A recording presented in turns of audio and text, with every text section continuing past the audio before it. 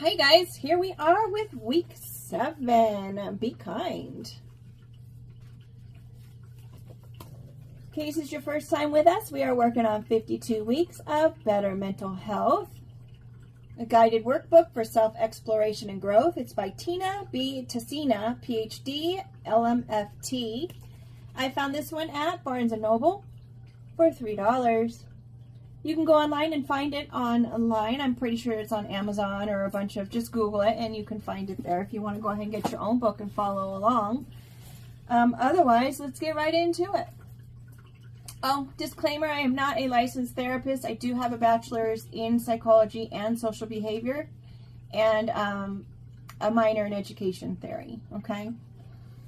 So we're here just to be part of a book club for self-care, self-learning, self-knowledge, self-exploration, okay? So number 7, be kind. Consider the advice you gave yourself in last week. Was it kind and supportive? Well, that's interesting. I would have thought that hey now, be kind and be kind. You see my shirt? That's timing for you. I would have thought that would have been a part of last week, asking you, are these things kind? Instead of going the whole week and saying, hey now, let's decide if we were kind to ourselves.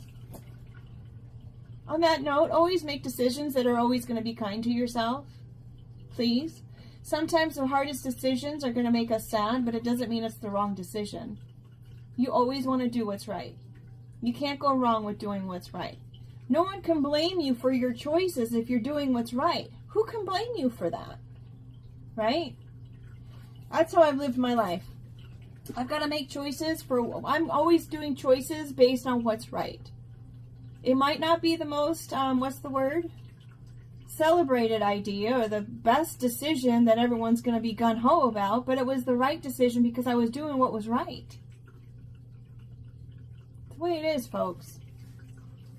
You can't be blamed for doing what's right unless they're not right people.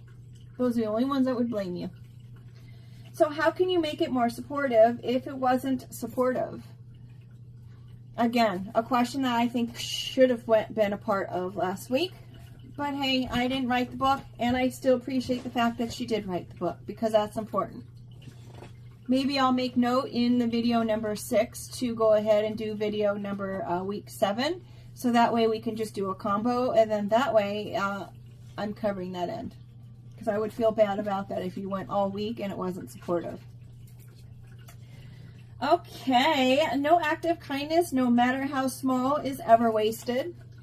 Very, very true. Doesn't matter what the situation is, if you're showing up being kind, doesn't matter what happens after that. Right? You're being a kind person. However you show up in the situation, if the other person doesn't want to show up as a kind person, that's on them. It has nothing to do with you. And I know it's hard to understand sometimes, because when I first heard it, I was just like, what do you mean? It's like, don't take it personal. I'm like, how can I not take it personal? They just did this to me. Honey, they did it to themselves. Because every action has a reaction, and that goes for things that come back to you. If someone is not a kind person and they did something unkind to you, it affects them eventually. Right? You don't have to do anything about it, but guarantee it's going to affect them on some level at some point at some time. I've watched it happen.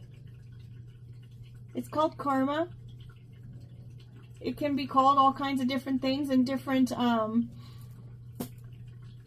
groups. I don't know, but I'm sure everybody has something that they call it. What was another thing that I had heard?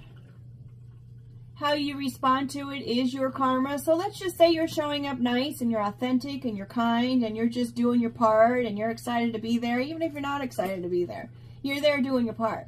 And someone else comes in and they are real shadowy people. Real underhanded. Even if they're a little bit underhanded or a little bit shadowy or just a little bit dysfunctional or whatever. If they do something poorly to you and you react to that in a negative way, now that looks bad on you. It doesn't matter what anyone else has done. What matters is the way you react to it. Because now you're just as bad as that other person. So why would you do that to yourself when that's not who you are? And if you found yourself in that situation, it just takes practice to respond in a different way. Trust me, I've had a lot of practice. So I'm going to show up. I'm going to do my part, and I'm going to be the best version of myself because that's how I want to be remembered. And if that person does something that's just not nice, I know I just said this, but I'm saying it again. I'm still going to respond to that person being nice and being respectful and being kind because that's who I am. Sometimes we've got to show other people how we can respond in a situation because how they did it wasn't quite necessarily the right way. And just because they're an older individual than you are, potentially, or just because they're in a position that is a higher paid grade position than you, or just because they are in a place of authority, doesn't mean that they're not going to have things to work on. So always remain in a stance of who you are. Be kind, be genuine, be authentic.